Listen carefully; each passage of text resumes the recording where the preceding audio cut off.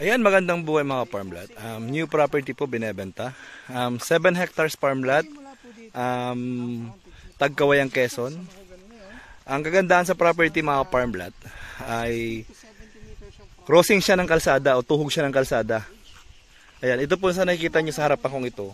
Tuhog siya ng kalsada. Saka ito crossing. Ayan. Crossing siya ng iba't ibang barangay. Ayan po, ito. Crossing siya ng barangay. Pero ito, dito kasama. Ito lang po ito. Ayan. Ayan mga farmlot. Tapos dito mga farmlot, kitang-kita na po dito yung bypass road na binubutas.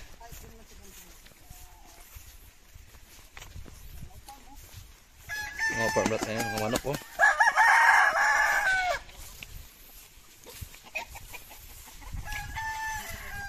Yan, ganda na mga manok. Mga manok panabong.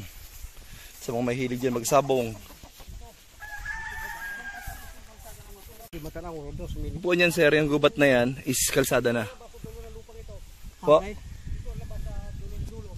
May gisakop daw po yung dulo, yung may kanto yung yung isang property nito. Diyan ang daan. Kasi ito mga farmlot, sakop pa din po pala ito ng property in loob. Ito. Yan, may baka, ayan, nyugan. Ayan mga farmlot. Ayan, magandang buhay mga farmlot. New property po binebenta. 7 hectares farmlot. Tagkawayang Quezon. Ang kagandahan sa property mga farmlot ay crossing siya ng kalsada o tuhog siya ng kalsada. Ayan, ito po sa nakikita nyo sa harapan kong ito. Tuhog siya ng kalsada. Saka ito crossing. Ayan. Crossing siya ng iba't ibang barangay. Ayan po, ito. Crossing siya ng barangay. Pero ito, dito kasama. Ito lang po ito. Yan, yung tabi dito. Tapos ito yung kabilaan na yan, kasama po yan. Saka dito, yung side po dito, na crossing, kasama din po yan. Yan, so nakikita nyo po doon na may mahogany po doon sa dulo. Yan, kasama po yun, mga farmlot. Yan, so nakikita nyo po, ang daming puno ng nyog. Tapos 100% flat land. Sabihin natin mga 99 o 98% flat land. Ayan mga farmlot, kita nyo naman. Napakaganda. Ayan mga farmlot. Farmlot, ang good thing sa property mga farmlot ay dadaanan po siya ng TR5 o bypass road. Ayan, biyahe po ng papuntang Manila, Bicol, dito po dadaan. Ano siya, kumbaga kanto po siya, magiging kanto po siya. Yung sa unahan doon, meron po dong creek na boundary, doon po siya dadaan. Tapos yung sa may po, nakikita nyo yung malaking puno ng nyug, malaking puno na yan sa taas, na ibang puno bukod sa nyug. Yan, yun po yung dadaanan o magiging kanto ng bypass road. Ayan. Kung sakali man mga farmlot, ang maganda sa property, lalo na sa mga investor o sa nakikita nyo, kung may kayo, kumbaga syempre sa future, kung titignan nyo po, pwede nyo po itong gawing subdivision kasi yung area po ng Tagkawayan is na-develop na po. Lalo po ngayon, sila dadaan sa ng TR5 saka iba't ibang bypass. Ayan. Saka yung lupa po mga farmlot is napakaganda. Ayan. Bukod sa maraming tanim, tabing kalsada, cemented road po siya. Malapit sa bayan. Ayan. Ayan mga farmlot. Saka doon may mga source ng tubig, ayun nakita doon. Parang may tamaw doon ng parang poso. Ayan. Ayan mga farmlot. Kitang-kita kagandahan ng property. Ayan po. Sabi nga iba ito, maganda ang pan TikTok. Ayan kita niyo yung may tubig doon mga farmlot. Ang ganda ng property mga farmlot. Pantay na pantay, kita naman po. Tapos ang sabi ni ate, kapag daw po ito'y nagbababa ng nyug, nasa 5,000 puno ng nyug, ay 5,000 buo ng nyug ang naibababa. Ayan, sa 7 hektarya. Tapos, dun sa unahan daw po sa gitna doon nito, may game farm.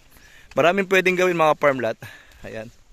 Ayun, may kasama din yata siyang tubigan. Ayun.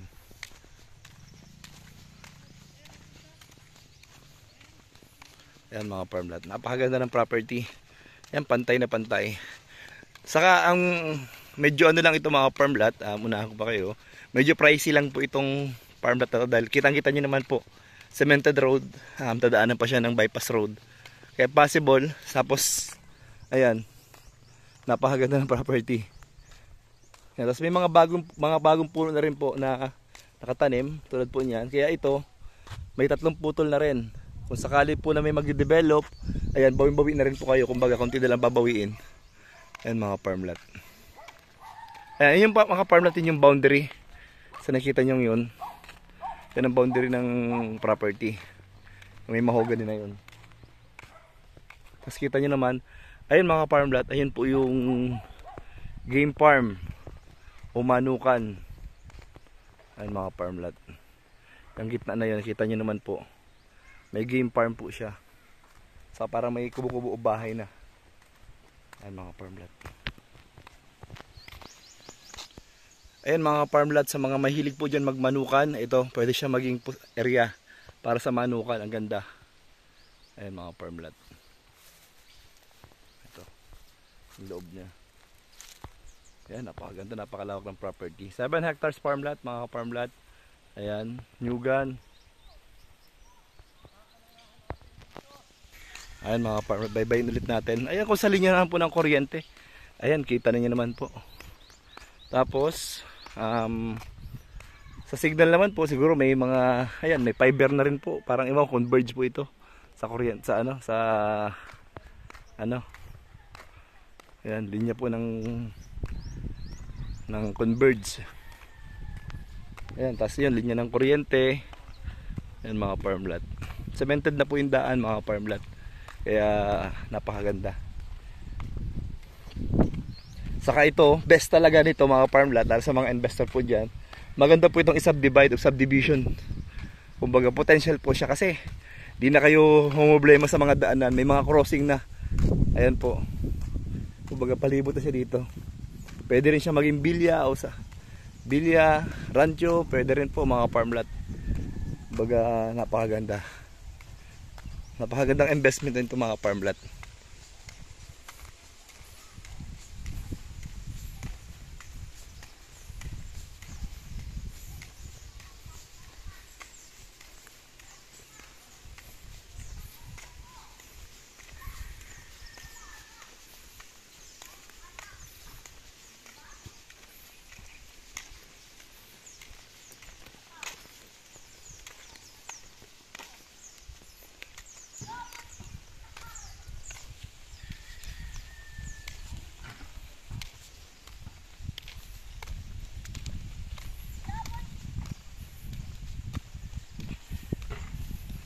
Ayan, lakaran pa natin mga farm lot yung area nya. Yan dito mga farm lot. Yung boundary, punta natin yung boundary. O yung creek. Kumbaga ito mga farm lot, may source ng tubig, source ng kuryente, malapit sa bayan, flat land, 100%. Kumbaga wala na kayong hanapin. Kung sa produkto mga farm lot, maraming puno ng nyug. Ayan, may other fruit of bearings tulad ng langka. Ayan.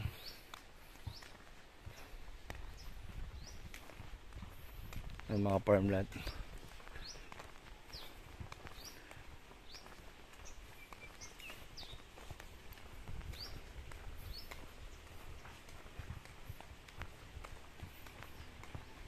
Ang haba ng frontage ng mga farm lot. Kung sa frontage ng mga farm lot, mga 100 meters.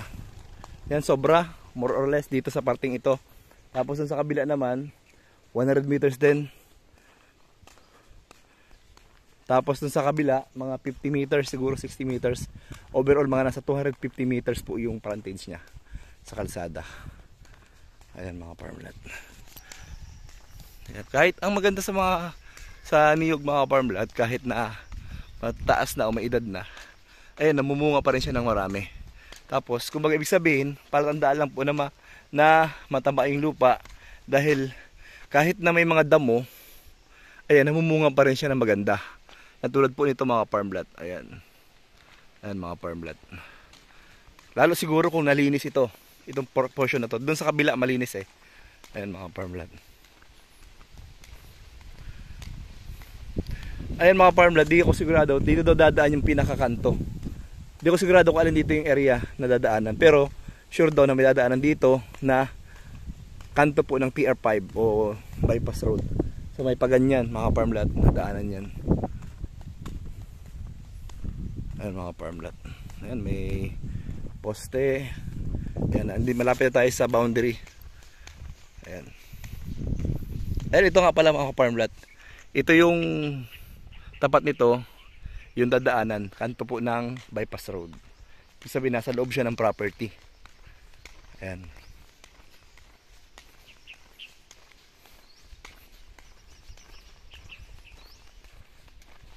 Flat na flat mga farm lot. Ayan, mayroon pang ano, other fruit of bearings, yung pong ano ito, Mr. Apple.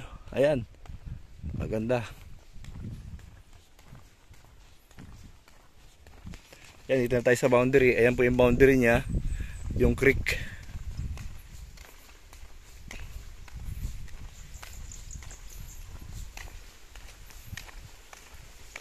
Ayan mga farm lot, ito yung creek mga farm lot na boundary niya.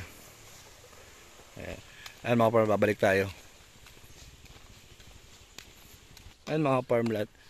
Bali mga farm lot, ang nagbebenta po nito ng property is mga tagapagmana na lang. Mga apat po silang magkakapatid ang nagbebenta. Ayan.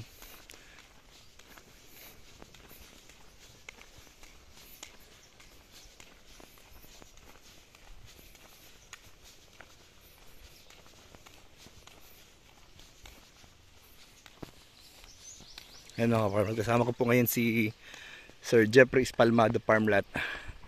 Ayan, nagbablog siya dun sa unahan. Ayan. Ayan mga farm lot, ayan, nakita nyo naman po kung gaano kaganda yung property. Ayan, sana suportahan nyo pa rin po ako sa aking vlog. Murang lupa ni Biyaherong Gala. Ayan.